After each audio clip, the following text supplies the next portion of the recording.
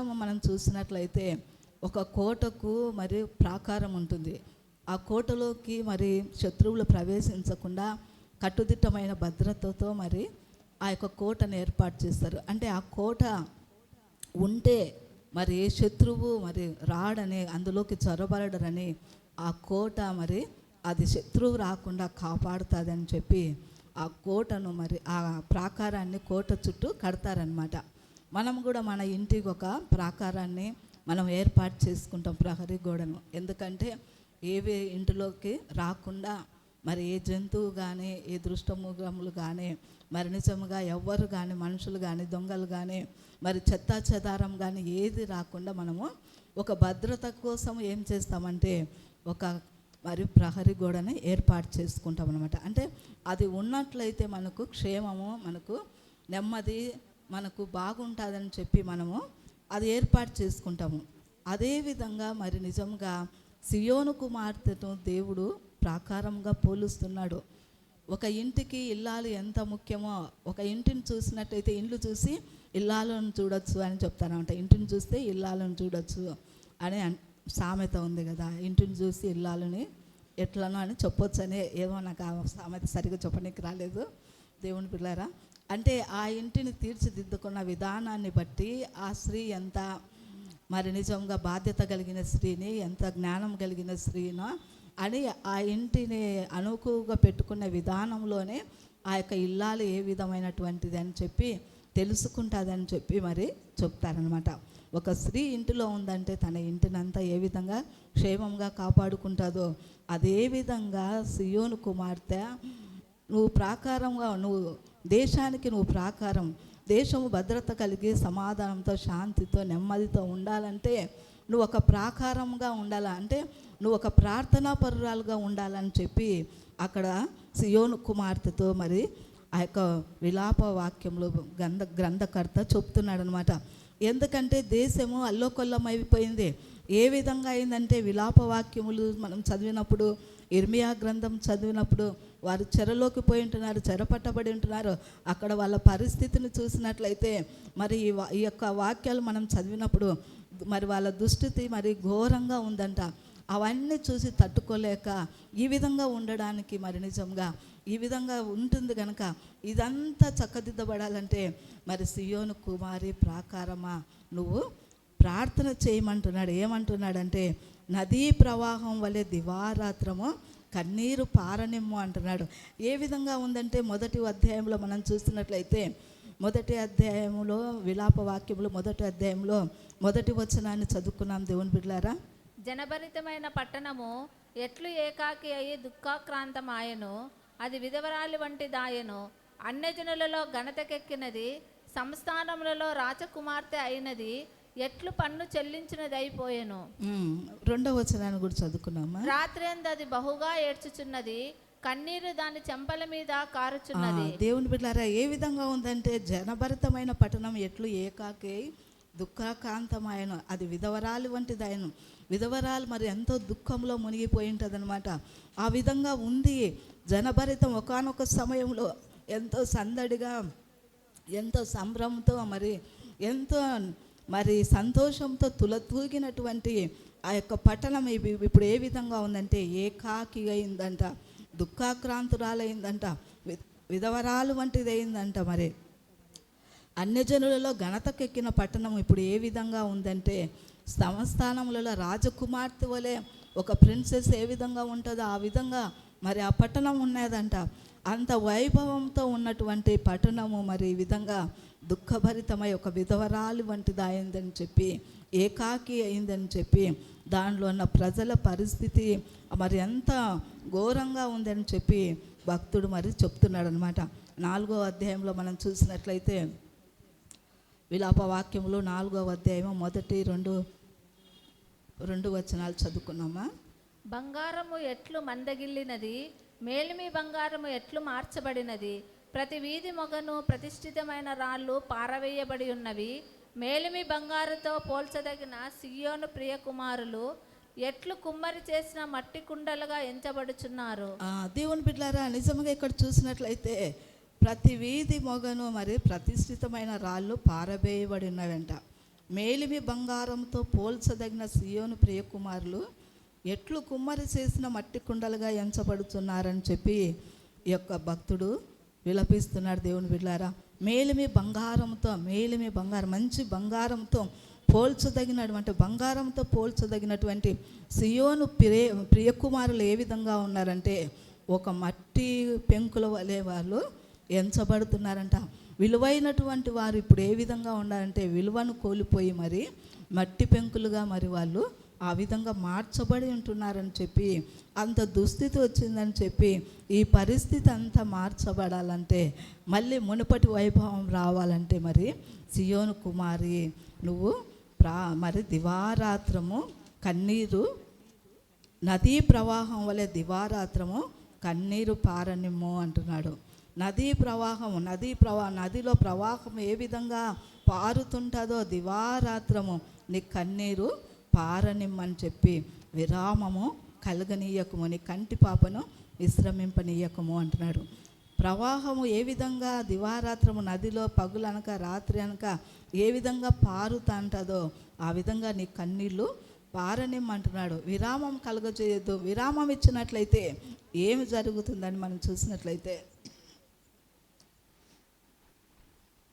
నిర్గమాకాండంలో మనం చూసుకున్నాం. దేవుడు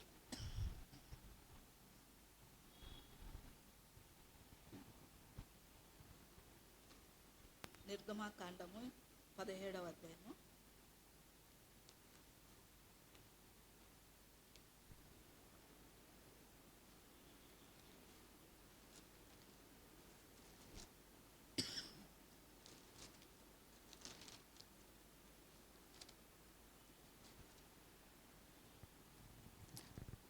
నిర్గమాకాండము 17వ అధ్యాయము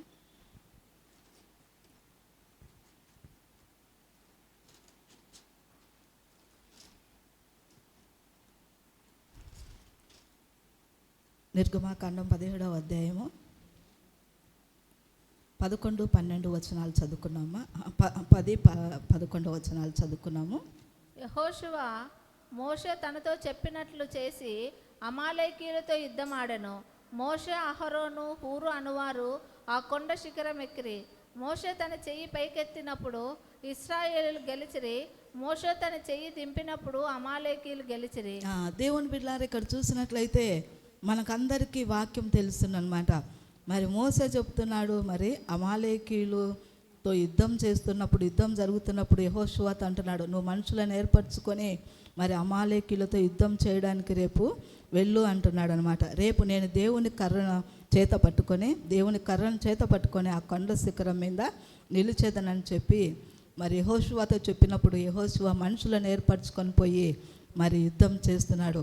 అయితే మోసే దేవుని కర్రను చేత పట్టుకొని మరి కొండ శిఖరం మీద ఆయన చేతులెత్తి దేవునికి మొరపెడుతున్నప్పుడు ఏం జరిగిందంటే, మోసే తన చెయ్యి పైకెత్తినప్పుడు ఇశ్రాయేలీయులు గెలిచిరి.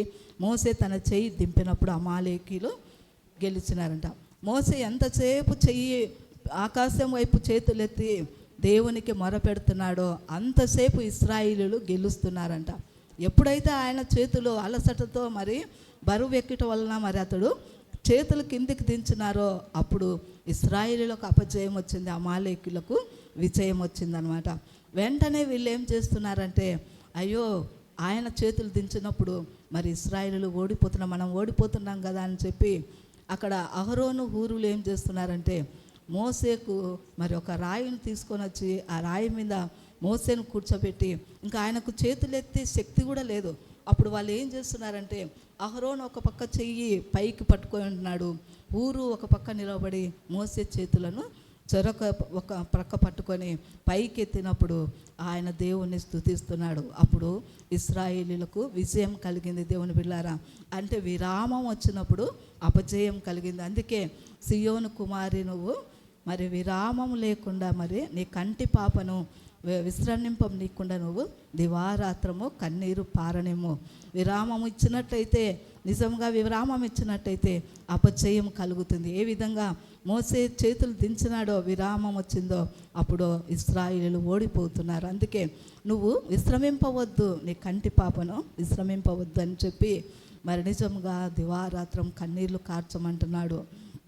కన్నీళ్లు కార్చినట్లయితే ఈ పరిస్థితి అంతా మారిపోతుందని చెప్పి మరి సియోను కుమారి ప్రార్థన చేయమని చెప్పి చెప్తున్నారు దేవుని బిడ్డలారా.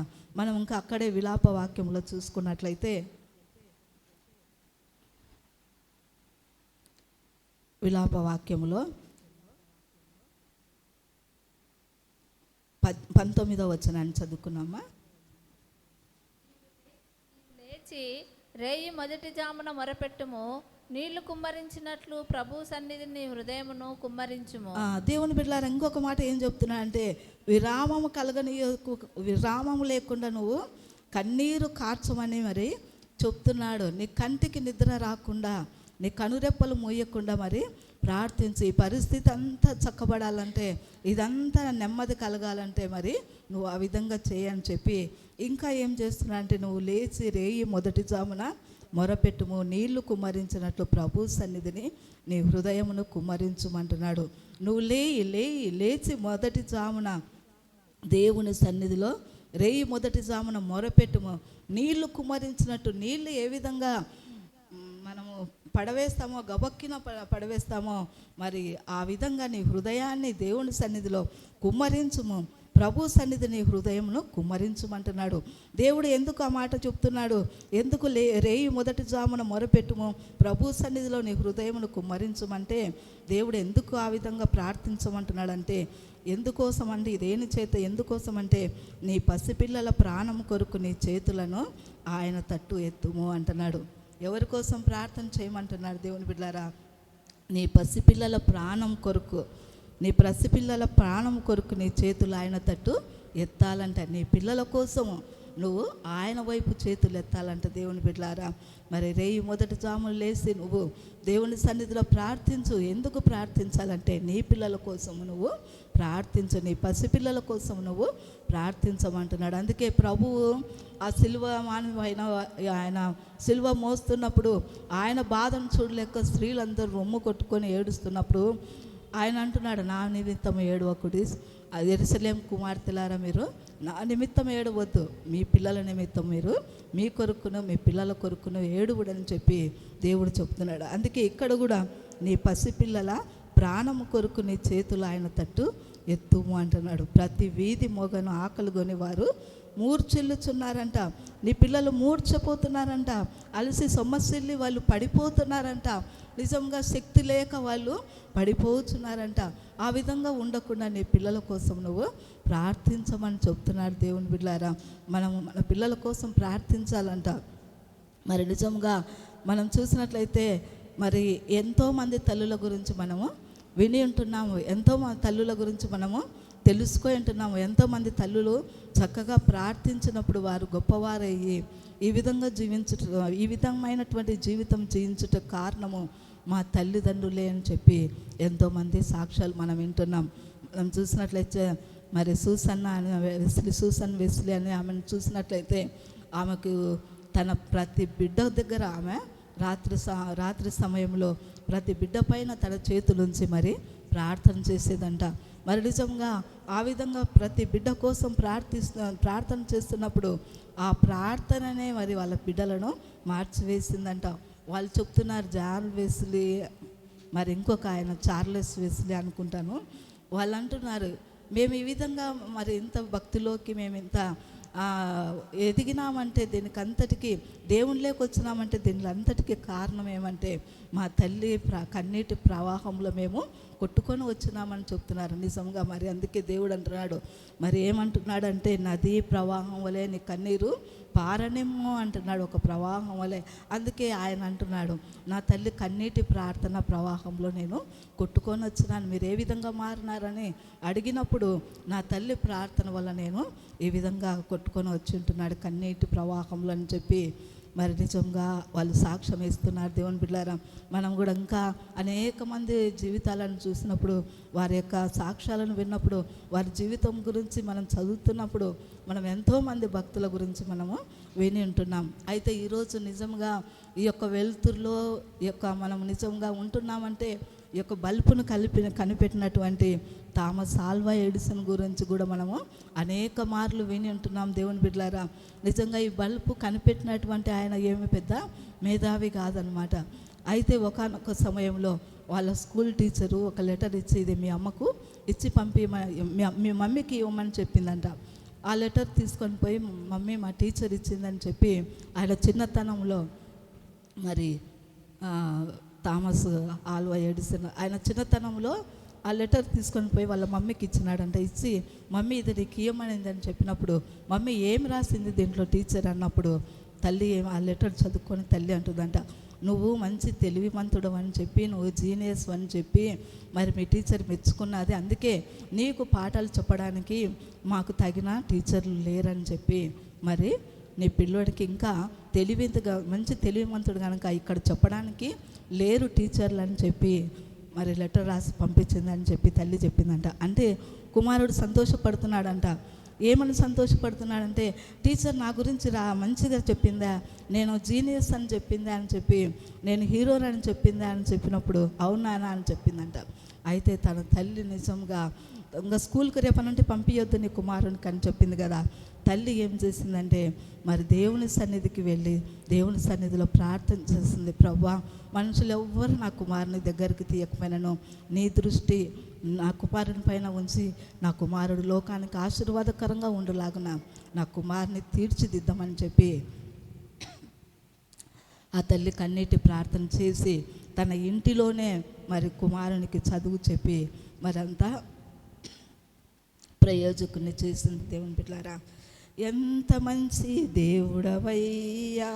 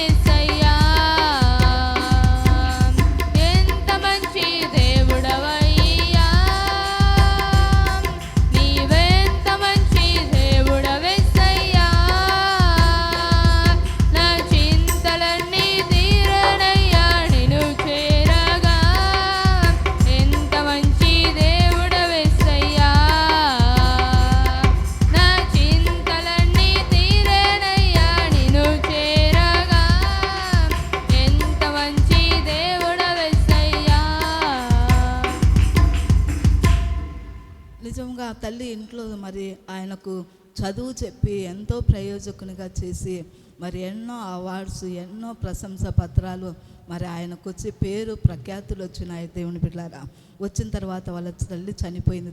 చనిపోయిన తర్వాత మరి ఒకానొక సమయంలో ఆ యొక్క ఏదో ఒక పుస్తకాలు చూస్తున్నప్పుడు ఆ లెటర్ కనపడిందంట డైరీలో.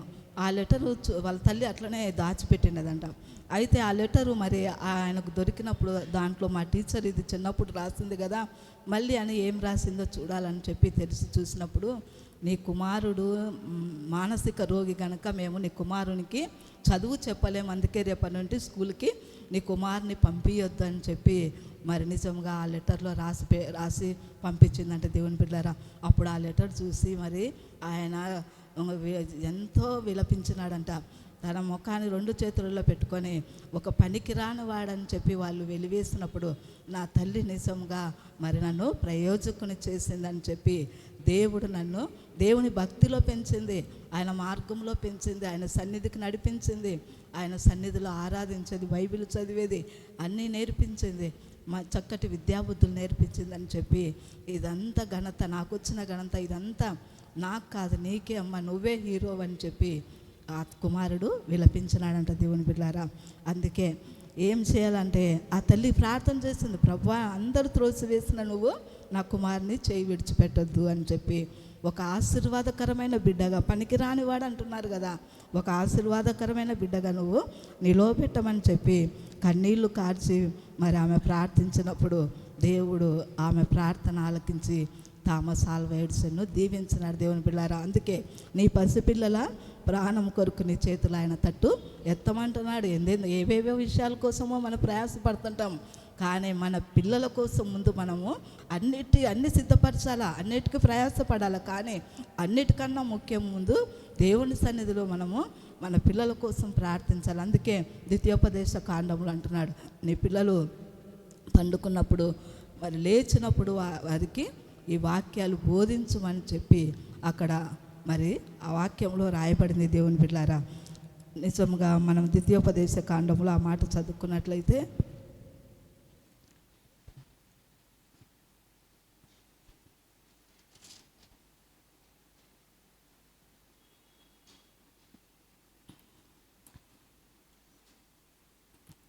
6వ అధ్యాయము, ద్వితీయోపదేశ కాండము 6వ అధ్యాయము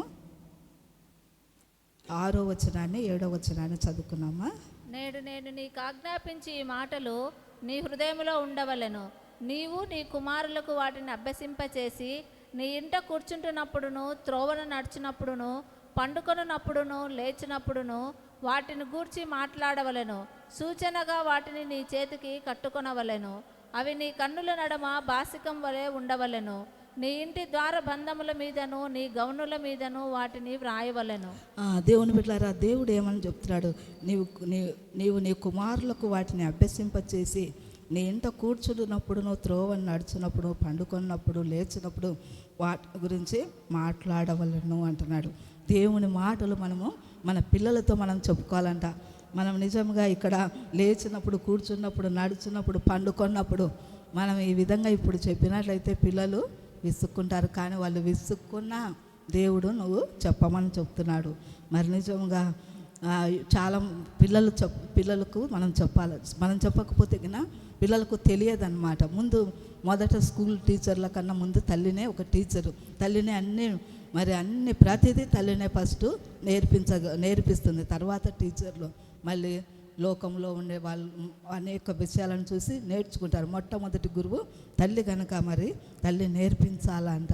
నన్నైతే రూపస్ ఎప్పుడు కూర్చోమా, ఒక నిమిషం కూర్చొని మాట్లాడి, ఎప్పుడు ఏదో ఒక పని చేసుకుంటుంటావు, మాతో మాట్లాడడానికి నీకు ఏం టైం ఉండదా మమ్మీ అని చెప్పి అంటుంటాడమంట. అంటే ఎక్కువ మనము పిల్లలతో మాట్లాడితే ఆ విషయాలు వాళ్ళకి తెలియనివి అడుగుతుంటారు. అడిగినప్పుడు మనం వాటిని చెప్పగలుగుతాము. అందుకే ఒక్క నిమిషం కూడా కూర్చోవే అని చెప్పి అంటుంటాడు అనమాట. దేవుడు కూడా చెప్తున్నాడు, నీ పిల్లలకు వాటిని అభ్యసింపచేయి, వాటికి నేర్పించు, వాటికి బోధించు అని చెప్పి మరి ప్రతి నిమిషం గురించి చెప్పమని దేవుడు ఆజ్ఞాపిస్తున్నాడు. దేవుని బిడ్డలారా, నిజముగా మనము ఆ విధంగా మనం చేయాలని చెప్పి ఈ దినమున ప్రార్థించే తల్లులు మరి కరువైతారేమో రానున్న దినములో. నిజంగా అన్నిటి విషయాలలో శ్రద్ధ కలిగి ఉన్నాం, కానీ ప్రార్థన విషయములలో మనము శ్రద్ధ తక్కువైపోతుంది. అందుకే మరి నిజంగా నీ పసిపిల్లల కొరకు ప్రార్థించమని దేవుడు చెప్తున్నాడు. అంతేకాకుండా ఒక తల్లిని చూసినట్లయితే, ఒక తల్లి ఎంతగా మరి ఆమె ప్రార్థన చేసింది, ఆమె కనిపెట్టుకున్నది తన పిల్లల కోసం అని మనం చూసుకున్నట్లయితే 2 సమూయేలు గ్రంథంలో 21వ అధ్యాయంలో 2 సమూయేలు గ్రంథము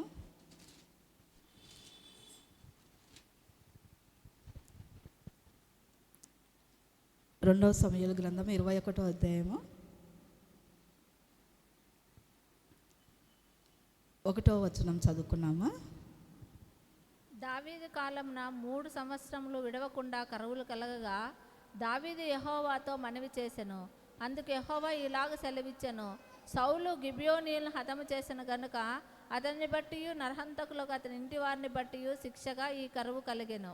దేవుని బిడ్డలారా, ఇక్కడ చూసినట్లయితే దావీదు కాలంలో 3 సంవత్సరములు విడవకుండా కరువు కలగగా దావీదు యెహోవాతో మనవి చేసెను. 1 సంవత్సరం కాదు, 2 సంవత్సరాలు, వరుసగా 3 సంవత్సరాలు కరువు వచ్చినప్పుడు అప్పుడు దావీదు ఎందుకు ఈ విధంగా జరుగుతుందని చెప్పి దేవుని సన్నిధిలో విచారణ చేసినాడంట. దేవుణ్ణి అడిగినాడంట, దేవునితో మనవి చేసుకున్నాడంట. అయ్యా ఎందుకు ఈ విధంగా పరిస్థితి వచ్చిందని చెప్పి, మరి ఈ విధంగా కరువు వచ్చిందని చెప్పి మరి నిజంగా దేవుని సన్నిధిలో అడిగినప్పుడు, కరువు వస్తే దేశము మరి ఎంత క్లిష్టమైన పరిస్థితుల్లో పడుతుందో మరి ఒక రాజుగా ఆయనకు అది ఎంతో మరి విచారం అన్నమాట. మనం కూడా ఇప్పుడు మొన్న ఏమనుకుంటుమే, యుద్ధం వలన ఇంక అన్నీ దొరకవు, గ్యాస్ దొరకదు, పెట్రోల్ దొరకదు అన్నప్పుడు ఎంత అవస్థపడినారు. అప్పుడు ప్రధాని ఆయన ఏమంటున్నాడు, అన్నీ చక్కగా ఉన్నాయి, ఎవరు బాధపడొద్దండి, గ్యాస్ ఉంది, పెట్రోల్ ఉంది, మీరు ఎవరు దిగులు పడొద్దని. అంటే ప్రజలలో ఏమైపోతుందంటే అల్లోకల్లము అలజడి పెరిగిపోతుంది, నెమ్మది సమాధానము కరువు అవుతుంది అన్నమాట. మరి నిజంగా ఇక్కడ కూడా చూసినట్లయితే మరి దావీదు కాలంలో 3 సంవత్సరములు కరువు వచ్చేకల్లా దావీదు కూడా భయపడిపోయి దేవుని సన్నిధిలో ప్రార్థన చేస్తున్నాడు. ప్రభువా ఎందుకు ఈ పరిస్థితి వచ్చిందని చెప్పి దేవుని సన్నిధిలో అడిగినప్పుడు దేవుడు అందుకు ఆయనకు జవాబు ఇస్తున్నాడు. అందుకు యెహోవా ఇలాగున ఆ మాట చదువుమా. అందుకు యెహోవా ఇలాగ సెలవిచ్చెను, సౌలు గిబియోనీయులను హతము చేసిన గనుక అతనిని బట్టి నరహంతకులకు అతని కలిగెను. దేవుడు చెప్తున్నాడు, దావీదు అడిగినప్పుడు దేవుడు ఏం చెప్తా అంటే, సౌలు గిబియోనీయులను హతం చేసిన గనక అతనిని బట్టి నరహంతకులకు అతని ఇంటి వారిని బట్టి శిక్షగా ఈ కరువు కలిగింది అని చెప్పి దేవుడు చెప్తున్నాడు. సౌలు కుటుంబీకులు ఏం చేస్తున్నారంటే గిబియోనీయులను హతం చేసినారు గనక, వాళ్ళని చంపినారు గనక, అందుకే ఆ నరహంతకులను బట్టి శిక్షగా ఈ కరువు కలిగిందని చెప్పినప్పుడు వెంటనే దావీదు ఏం చేసినాడంటే ఆ గిబియోనీయులను పిలిపించి మరి నిజంగా ఆయన అంటున్నాడు, ఇదిగో మీ వలన ఈ విధంగా కలిగింది కనుక మీరు మీ వలన మళ్ళీ దీవెన కలగాలంటే నేనేమి చేయాలో మీకు అని చెప్పి దావీదు అడుగుతున్నాడు గిబియోనీయులను. మరి నిజంగా యెహోషువ కాలంలో యుద్ధాలు జరుగుతున్నప్పుడు గిబియోనీయులు వచ్చి శరణు వేడుతారు. మరి యెహోషువతో శరణు వేడి ఆయనకు లొంగిపోయినప్పుడు, వాళ్ళు ప్రాధేయపడినప్పుడు అప్పుడు యెహోషువ వాళ్ళకు ప్రమాణం చేస్తాడు, మేము మీకు హాని చేయము, మీరు మా దగ్గర మీరు సురక్షితంగా ఉండొచ్చు, మా వలన మీకు ఎటువంటి ఆపద రాదని చెప్పి మిమ్మల్ని లయం చేయమని చెప్పి యెహోవా పేరట అక్కడ ఆయన ప్రమాణం చేస్తాడనమాట. అయితే సౌలు తర్వాత రాజు అయిన తర్వాత సౌలుకి ఏమై వస్తుందంటే దుర్బుద్ధి వస్తుంది. ఏంటి మా ఇశ్రాయేలుల మధ్య యూదా వాళ్ళ మధ్య ఈ గిబియోనీలు ఉంటున్నారే, వీళ్ళు ఉండకూడదు అని చెప్పి అతడు ఏం చేస్తాడంటే వాళ్ళనందరినీ హతం చేస్తాడనమాట. అయితే యెహోషువ వాళ్ళని ఏం చేసినారంటే వాళ్ళకు పనిచేసే పరిచారకులుగా గిబియోనీలను ఏర్పాటు చేసినారు. నీళ్లు తెచ్చిపోసేవారుగా, కట్టెలు నరుకువారుగా, మరి నిజంగా ఆ పనులు చేయడానికి మరి వాళ్ళను ఏర్పాటు చేస్తుంటున్నాడు యెహోషువ. అయితే సౌలు రాజు అయిన తర్వాత ఆ ప్రజలను సహించలేకపోయి మరి మా మధ్యలో వారు ఎందుకు ఉండాలని చెప్పి, వారు ఉండకూడదని చెప్పి వాళ్ళను లయం చేస్తాడనమాట. అందును బట్టి ప్రమాణాన్ని మరి అతడు పక్కన పెట్టేస్తున్నాడు, ప్రమాణాన్ని ఉల్లంఘించినాడు కనుక దేవుడు నిర్దాక్షిణ్యంగా వాళ్ళని చంపివేసినారు కనుక దేవుడు ఏం చేసినాడంటే దాన్ని బట్టి శిక్ష ఇచ్చినాడంట. అయితే దాన్ని సరి చేసుకోవడానికి ఈ శిక్షను దీవెనకరంగా మార్చాలంటే గిబియోనీలతో మరి దావీదు పిలిపించి మీ వల్ల మళ్ళీ మాకు దీవెన రావాలంటే ఏం చేయాలన్నప్పుడు వాళ్ళు అంటున్నారు, అయ్యా మాకు వెండి కానీ బంగారం కానీ ఇశ్రాయేలులో ఎవరి ప్రాణం కానీ మాకు వద్దు, వెండి వద్దు, బంగారం వద్దు, ఎవరి ప్రాణం వద్దు, కానీ ఎవరైతే మాకు హాని చేసినారో ఆ నరహంతకుల యొక్క సంతానాన్ని మాకు 7గురిని అప్పగించినట్లయితే, వారి కుమారులను 7 మందిని అప్పగించినట్లయితే మేము వాళ్ళను దేవుని సన్నిధిలో, యెహోవా సన్నిధిలో వాళ్ళను ఉరి తీస్తామన్నప్పుడు దావీదు మరి నిజంగా ఏం చేస్తాడంటే సౌలు ఉపపత్ని యొక్క కుమారులు 2, సౌలు కుమార్తె, అక్కడ మన వాళ్ళ గురించి చదువుకున్నాం దేవుని బిడ్డలారా, మేరాబు పిల్లలను అప్పగిస్తాడనమాట. అయ్యా కుమార్తెయగు రిస్పా సౌలును కనిన 2 కుమారులకు అర్మోనీను మెఫీబోషెతును, సౌలు కుమార్తెయగు మెరాబు మెహల్తీయుడగు బర్జిల్లయి కుమారుడైన అద్రియేలును కనిన 5 కుమారులను పట్టుకొని గిబియోనీలకు అప్పగించెను. దేవుని బిడ్డలారా, అక్కడ ఏం చేస్తున్నాడంటే 3వ వచనాన్ని చదువుకున్నామా. రాజకు దావీదు గిబియోనీలను పిలువనంపి, నేను మీకేమి చేయగోరుదురు? యెహోవా శాస్త్రమును మీరు దీవించినట్లు దోష నివృత్తికై దేని చేత నేను ప్రాయశ్చిత్తం చేయదనని వారిని అడగగా, గిబియోనీలు సౌలు అతని ఇంటి వారును చేసిన దాని నిమిత్తము ప్రాయశ్చిత్తం కలుగుటకై వెండి బంగారులే గాని ఇశ్రాయేలు ఎవరినైనా చంపుటయే గాని మేము కోరుట లేదనిరి. అంతటా దావీదు, మీరేమి కోరుదురో దానిని నేను మీకు చేయుదుననగా, వారు మాకు శత్రువులై మమ్మను నాశనం చేయుచు ఇశ్రాయేలు సరిహద్దులలో ఉండకుండా మేము లయమగునట్లు మాకు హాని చేయని ఉద్దేశించిన వాని కుమారులలో 7 మాకు అప్పగించుము. దేవుని పిల్లలు 7 అప్పగించమన్నప్పుడు మరి దావీదు 7 మందిని అప్పగించిన అంట. వాళ్ళలో ఎవరెవరు ఉన్నారని మనం చూసినట్లయితే 7వ వచనాన్ని చదువుకున్నాము. తానును సౌలు కుమారుడగు యోనాతానును యెహోవా నామమును బట్టి ప్రమాణం చేసిన హేతువు చేత రాజు సౌలు కుమారుడగు యోనాతానుకు పుట్టిన మెఫీబోషెతును అప్పగింపక, అయ్యా కుమార్తెయగు రిస్పా సౌలు కనిన 2 కుమారులకు అర్మోనిని మెఫీబోషెతును, సౌలు కుమార్తెయగు మెరాబు మెహల్తీయుడగు బర్జిల్లయి కుమారుడైన అద్రియేలునకు కనిన 5 కుమారులను పట్టుకొని గిబియోనీలకు అప్పగించెను. దేవుని పిల్లలు ఎవరెవరు కావాలన్నప్పుడు వాళ్ళు అడిగిన వాళ్ళని 7 మందిని దావీదు వాళ్ళకు అప్పగించినప్పుడు వాళ్ళు తీసుకొని పోయి 7 మందిని ఒకే రీతిగా వాళ్ళు మరి ఆ కొండ మీదకి తీసుకొని పోయి వాళ్ళు ఉరి తీసినాక అక్కడ ఏం జరిగిందంటే మరి నిజముగా మనం కింది వచనాలు చదువుకున్నామా, 9, 10 చదువుకున్నాము.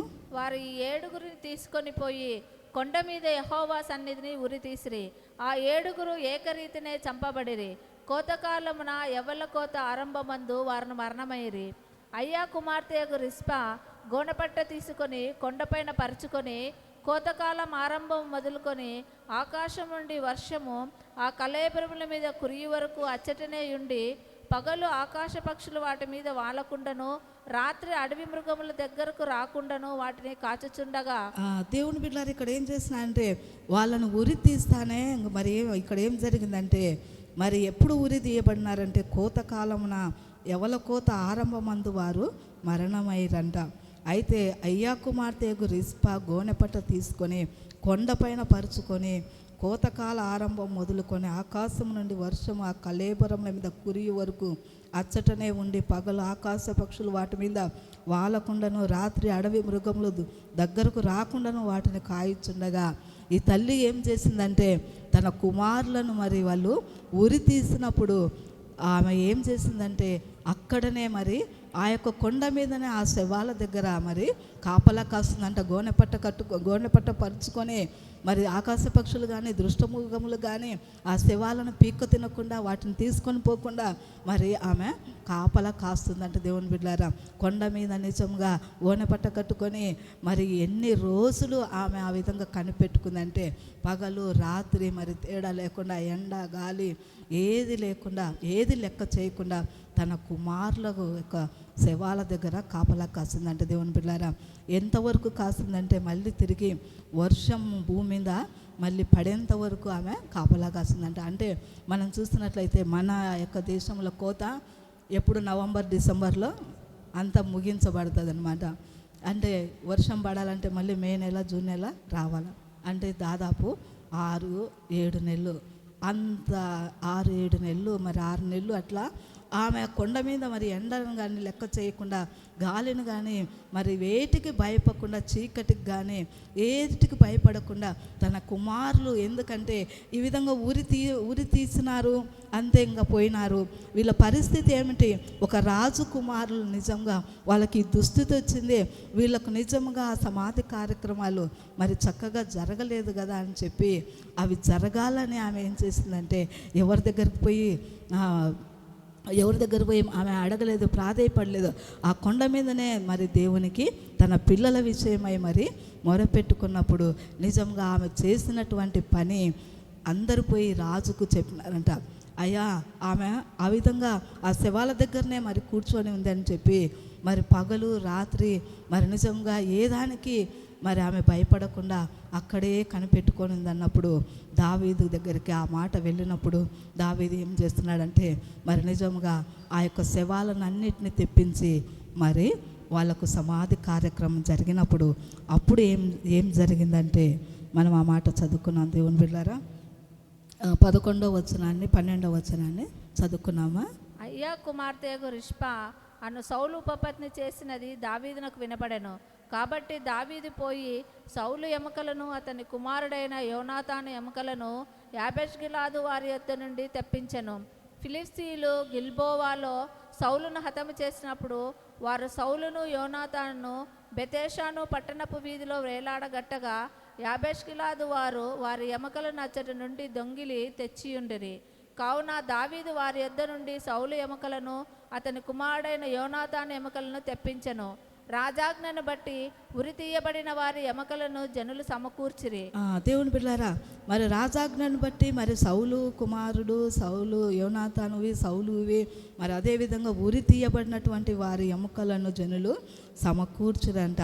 అవన్నీ మరి సమాధి అయిన తర్వాత అప్పుడు సమాధి ఎందు పాతి పెట్టిరే. రాజు ఇలాగూ చేసిన తర్వాత దేశం కొరకు చేయబడిన విజ్ఞాపనము దేవుడు అంగీకరించినాడంట. దేవుని బిడ్డలారా, ఎప్పుడైతే మరి నిజంగా అవన్నీ జరిగించినాడో దావీదు, ఆమె చేసినది ఆ యొక్క వర్తమానం రాజు దగ్గరికి వెళ్ళినప్పుడు వెంటనే రాజు మరి వెళ్ళి తన పని వాళ్ళకు ఆజ్ఞాపించినప్పుడు వాళ్ళందరూ తీసుకొని వచ్చినప్పుడు వాళ్ళకు చక్కగా సమాధి జరిగినప్పుడు అప్పుడు దేశం కొరకు చేయబడిన విజ్ఞాపన దేవుడు అంగీకరించినాడంట. దేవుని బిడ్డలారా, నిజంగా దేవుడు ఆ విజ్ఞాపన అంతవరకు చేస్తున్నాను దేవుడు అంగీకరించలేదంట. ఎందుకంటే ఈ తల్లి ఆవేదన దేవుడు చూసినాడు, ఈ తల్లి బాధ చూసినాడు, ఈ తల్లి దుఃఖం చూసినాడు. ఎట్లా నా కుమారుడు నిజంగా ఒక ప్రిన్స్ లాగా ఉండే బిడ్డలు ఈ విధంగా దిక్కుముఖం లేకుండా ఎక్కడో కొండపైన పడిపోయినారు, వీళ్ళకు మరి నిజంగా ఒక చక్కటి అది సమాధి కార్యక్రమం లేకుండా మరి దిక్కులేని వారిగా పడివేయబడినారని చెప్పి ఆ బాధ తట్టుకోలేక ఆ తల్లి కనిపెట్టుకొని దేవునికి ఒంటరిగా మొరపెట్టుకునే తన బాధ అంతా ఎవరు చూస్తున్నారు? దేవుడు చూసినాడు. దేవుడు చూసి మరి ప్రజలు పోయి దావీదుకు చెప్పినప్పుడు దావీదు కూడా ఆ విధంగా చేసింది ఆ తల్లి అని చెప్పి ఆయన కూడా మరి ఒక మెట్టు దిగి ఆమెకు నిజంగా ఆమె కోరుకున్నట్లు జరిగించి ఉంటున్నాడు. దేవుని బిడ్డలారా, ఎంత భయంకరంగా ఆమె నిజంగా దేనిని లెక్క చేయకుండా రాత్రి కానీ దుష్టముఖములు కానీ దేనికి భయపడకుండా ఎండకు గాలికి దేనికి భయపడకుండా తన గురి ఏమి తన కుమారులకు చక్కగా సమాధి కార్యక్రమము జరగాలని చెప్పి మరి ఆ తల్లి ఆ కోరికతో మరి నిజంగా ఆ కొండ మీద కనిపెట్టుకున్నప్పుడు ఆమె కోరుకున్నట్లే మరి దేవుడు నిజంగా జరిగించి ఉంటున్నాడు. దేవుని బిడ్డలారా, అంటే అంత చక్కగా మరి ఆమె ప్రార్థన చేసిందనమాట. అంటే అంత కనిపెట్టుకొని ఉంది. అందుకే ఇర్మియా భక్తుడు ఏమంటున్నాడంటే, ఇర్మియా భక్తుడు అటువంటి స్త్రీలు కావాలని చెప్పి ఇర్మియా భక్తుడు ఇర్మియా గ్రంథంలో మనం చూసుకున్నట్లయితే 9వ అధ్యాయము ఇర్మియా గ్రంథము 9వ అధ్యాయము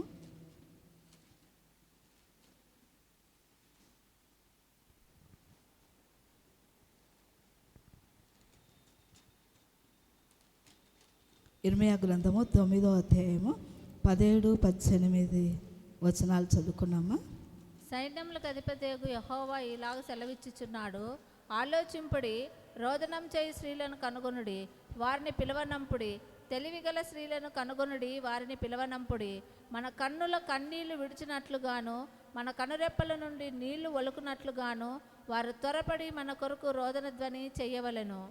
దేవుని బిడ్డలారా, ఇక్కడ ప్రవక్త అంటున్నాడు, రోదన చేయు స్త్రీలను కనుగొనుడి, వారిని పిలువనంపుడి, తెలివిగల స్త్రీలను కనుగొనుడి, వారిని పిలువనంపుడి.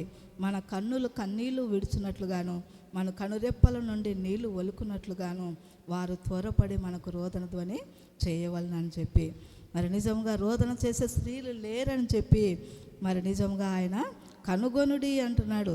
రోధించే స్త్రీలను పిలుచుకోరండి, రోధించే వారిని పిలువనంపుడి అని చెప్పి నిజంగా కన్నీళ్లు కార్చేవారు రోదన చేసేది మనకు నేర్పిస్తారని చెప్పి అటువంటి స్త్రీలను తీసుకురమ్మని చెప్పి మరి భక్తుడు అంటున్నాడు. వాళ్ళు రోధించినట్టయితే, వాళ్ళు కన్నీరు కార్చినట్టయితే, వాళ్ళు అంగలార్చినట్లయితే, వారు విజ్ఞాపన చేసినట్టయితే దేవుడు వారి ప్రార్థన ఆలకిస్తాడని చెప్పి మనకు వచ్చినటువంటి ఈ దుస్థితి అంతా పోవాలంటే, ఈ కష్టము, ఈ శ్రమ, ఈ బాధ, ఈ నింద, ఈ విమానములు ఇవన్నీ పోవాలంటే రోదన చేసే వాళ్ళు కావాలని చెప్పి నిజంగా భక్తుడు పిలువనంపుడంట. వాళ్ళు రోదన ధ్వని మనకు నేర్పిస్తారంట. వాళ్ళని పిలువనంపుడి అని చెప్పి వాళ్ళు మనకు రోదన ధ్వని చేయవలనని చెప్పి చెప్తున్నాడు అనమాట. అంతేకాకుండా ఏమంటున్నాడంటే, ఎందుకు రోధించాలంట, ఎందుకు ఆ స్త్రీలను పిలువనంపాలంటే 21వ వచనంలో మనము చదువుకున్నామా? వీధులలో పసిపిల్లలు లేకుండాను, రాజమార్గములలో యవ్వనులు లేకుండాను, వారిని నాశనము చేయుటకే మరణము మన కిటికీలను ఎక్కుచున్నది, మన నగరులలో ప్రవేశించుచున్నది. ఎందుకు మరి రోదన చేసే వాళ్ళు రావాలా కావాలంటున్నాడంటే, వీధులలో పసిపిల్లలు లేకుండాను, వీధులలో పసిపిల్లలు ఆడుకునే పిల్లలు ఎక్కడ లేకుండా లయం అయిపోతున్నారంట. మరి నిజంగా దేవుని బిడ్డలారా, రాజమార్గములలో యవ్వనం లేకుండా వారిని నాశనం చేయుటకై మరణం మన కిటికీలను ఎక్కుచున్నది, మన నగరుల్లో ప్రవేశించుచున్నది. కనుక యవ్వనులు పసిపిల్లలు వాళ్ళే రేపటి దేశానికి రేపటి పౌరులు అని చెప్పి, బాలలే రేపటి పౌరులు అని చెప్పి మరి ఆ యొక్క స్లోగన్ ఉన్నట్టు నిజముగా వీళ్ళు లేకుండా మరి లయమైపోతున్నారు. కనుక యవ్వనులు పసిపిల్లలు లేకుండా మరి నిజంగా లేని దుస్థితి వస్తుంది. కనుక అందుకే ఆ విధంగా జరగకుండా ఉండాలంటే రోదన చేసే వాళ్ళు రావాలని చెప్పి, కన్నీళ్లు కార్చే వాళ్ళు, అంగలార్చే వాళ్ళు రావాలని చెప్పి మరి భక్తుడు చెప్తున్నాడు. దేవుని బిడ్డలారా, మన పిల్లల కోసం, మన యవ్వన పిల్లల కోసం, పసిపిల్లల కోసం, వాళ్ళ భవిష్యత్తు కోసం, వాళ్ళ భవిష్యత్తు చక్కగా ఉండడానికి కోసం, వాళ్ళు ఒక మంచి మార్గంలో నడవడానికి కోసము, మరి దుష్ట సాంగత్యంలో వారు పడిపోకుండా, మరి చెడు మార్గంలో వారు పడిపోకుండా, నాశనం కాకుండా మరి నిజంగా వాళ్ళ కోసం మనము ప్రార్థించాలంటే దేవుని బిడ్డలారా, అందుకే సంఘంలో జరుగుతున్న ప్రార్థనలు మనము నిర్లక్ష్యం చేయకూడదు. ఆ ప్రార్థనలు నిర్లక్ష్యం చేసి మనము సమయాన్ని పోగొట్టుకున్నట్లయితే మరి ఆ సమయం మనకు దొరకదు. సమయం పోయిన సమయం, విలువైన సమయము మళ్ళీ రాదు. ఏదైనా మళ్ళీ సంపాదించుకుంటామేమో కానీ సమయాన్ని పోగొట్టుకున్నట్లయితే మనం మళ్ళీ దాన్ని సంపాదించుకోలేము. అందుకే ఎన్ని ప్రార్థనలు జరుగుతుంటే అన్ని ప్రార్థనలకు నువ్వు వచ్చినట్టయితే, అన్ని ప్రార్థనలలో నువ్వు దేవుని ఆరాధించినట్టయితే నీకు, నీ కుటుంబానికి నెమ్మది, క్షేమము, సమాధానం కలుగుతుంది. దేవుని బిడ్డలారా, నిజంగా మరి అత్త ఉన్నప్పుడు ఆ కాలంలో మరి నిజంగా ఆంటీ వాళ్ళు నిజంగా ఏ ప్రార్థనను పోగొట్టుకోకుండా మరి దైవజనరాలతో వాళ్ళు మరి నిజంగా అన్ని కూడికలలో వాళ్ళు పాలు పొందుకొని మరి వాళ్ళు కుటుంబానికి, సంఘానికి ఆశీర్వాదకరంగా ఉంటున్నారు. ఇప్పుడు కూడా యవనస్తులకు కూడా దేవుడు మంచి దైవజనరాలను, మంచి ప్రార్థనా పరులను, విజ్ఞాపన చేసే దైవజనరాలను మీకు అనుగ్రహించినాడు. మరి ఆ దైవజనులతో కలిసి మరి మీరు కూడా విజ్ఞాపన ప్రార్థనలలో మీరు కూడా ఏకీభవించి ప్రార్థించినట్లయితే దేవుడు మీ ద్వారా కూడా దేవుడు గొప్ప గొప్ప కార్యములు రానున్న దినములో సంఘంలో దేవుడు జరిగిస్తాడు. దేవుని బిడ్డలారా, అందుకే ఎప్పుడు విలువైన సమయాన్ని పోగొట్టుకోకుండా ప్రతి ప్రార్థనలో ఏకీభవించండి. దేవుని బిడ్డలారా, ప్రతి ప్రార్థనలో మీరు కనపడినట్లయితే దేవుని దీవెనలు పొందుకుంటారన్నమాట. ఎందుకంటే దేవుని వాక్యంలోనే దేవుడు చెప్తున్నాడు, నీ సన్నిధిలో ఒక్క దినం గడుపుట 1000 దినముల కంటే శ్రేష్టమని. ఒక్క దినాన్ని పోగొట్టుకున్నామనుకో 1000 దినముల ఆశీర్వాదాన్ని మనము మన జీవితంలో పోగొట్టుకున్నామంట. అందుకే నేను కూడా మరి నవీన్ అమ్మని ఇచ్చేటప్పుడు వాళ్ళు అడిగినారు. ఏమని అడిగినారంటే, ఇంకా ఏమన్నా కావాలేమో అడుగుతుందేమో ఆమె, అడగమని అంటున్నారు అనమాట. అంటే గిన వాళ్ళు అంటే కొంతమంది మంచాలు, బీరువాలు, సామాను కావాలని అడుగుతారు కదా, ఇంకా అవి ఏమన్నా అట్లాంటివి ఏమన్నా అడుగుతారేమో, అడగమంటున్నారు. నేను అన్నాను, మాకు అవన్నీ ఏమొద్దండి, మంచిగా సేవ బాగా చేస్తే చాలు, అదొక్కటే చాలు అని చెప్పినాను. అంటే వాళ్ళ మేనత్త అనింది, అమ్మ మీరు ఆ విషయంలో ఏమనుకో, ఆ విషయంలో దిగులు పడాల్సిన అవసరమే లేదు. మరి ఆ పెద్ద దైవజనరాలని అంటున్నారు కదా, ఆమె లాగానే రానున్న దినంలో తీసుకొని వస్తుందమ్మా అని చెప్పి వాళ్ళ మేనత్త నాకు ఆ మాట చెప్పిందనమాట. అంటే ఏం కావాలో వాళ్ళు ఇంకా అంటే చాలామంది అడుగుతారు కదా, సామాన్లు ఇవ్వండి, మంచాలు ఇవ్వండి, బీరువాలు ఇవ్వండి అని అడుగుతారు కదా. అట్లా ఏమన్నా వీళ్ళకి కోరికలు ఉన్నాయంటే నాకు ఏ కోరికలు అవన్నీ ఏమొద్దు, మంచిగా సేవ చేస్తే చాలని చెప్పినామాట. అందుకే దేవుడు కూడా మన సంఘానికి కూడా మనకు ఒక మంచి ప్రార్థనా పరురాలను ఇచ్చినాడు కనుక, మరి దైవజనులను కూడా మంచి దైవజనుని ఇచ్చినాడు కనుక మీరందరూ ఆ యొక్క విజ్ఞాపన ప్రార్థనలు కానీ ఏ ప్రార్థనలో కానీ మీరు కలిసి మీరు ప్రార్థించినట్లయితే మరి సంఘానికి, మీ కుటుంబాలకు మరి క్షేమం, ఆశీర్వాదం ఉంటుంది. మరి రానున్న దినంలో మిమ్మల్ని గురించి కూడా ఇప్పుడు ఏ విధంగా ఆంటీ వాళ్ళని గురించి మనం మంచిగా చెప్పుకుంటున్నామో రానున్న దినంలో మీ గురించి కూడా తర్వాత పిల్లలు చెప్పుకో ఉంటారనమాట. అటువంటి దీవెనకరమైన స్థితిలో మనం ఉందాము. దేవుడి కొద్ది మాటలు దీవెనించి ఆశీర్వదించును గాక. మనమందరం లేచి నిలబడి ఒక పాట